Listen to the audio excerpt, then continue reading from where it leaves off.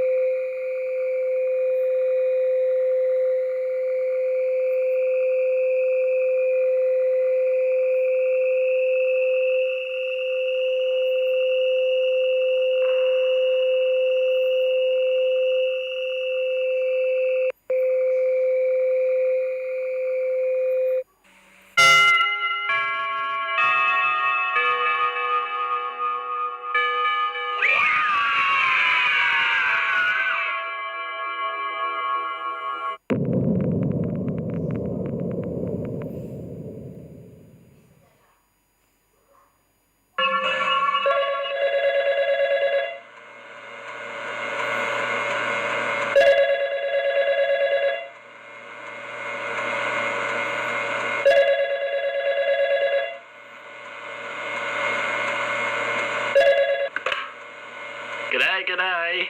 Good job on your first night, mate. I hope nothing scary happened. So tonight there should be a little bit more activity, so you'll be kept busy. Again, I must point out you did great work last night, but I'm not sure if you moved the animatronics back to their stage or if they did it themselves, but everything was basically reset when we came in yesterday morning. If you keep this up, we will consider you for the position at Freddy Fazbear's Pizza as the night guard when it opens.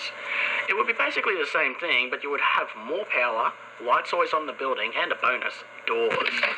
But for now, we'll finish your current week off and end up talking to you about your future position. Anyway, so I guess you were watching Foxy all night last night, waiting for him to move. Well, he will be tonight. He was disabled last night. That animatronic was in terrible condition, but it's still somewhat functional. He is quite different to the others, actually. He thrives in the dark. He hates light and being watched over. So if you don't want him to come running down the East Hall, you'll have to check up on him by viewing the back room on the cameras and hold the light on him for about 2 to 3 seconds every now and then. If you don't do this, he'll most likely begin to move a little bit closer towards the party room. Once he comes to the party room, he'll come running. So be sure to check on him. Remember, don't stay in the dark for too long. So yeah, that's basically all I needed to talk to you about tonight. Keep an extra eye out for Foxy and have a good night, mate.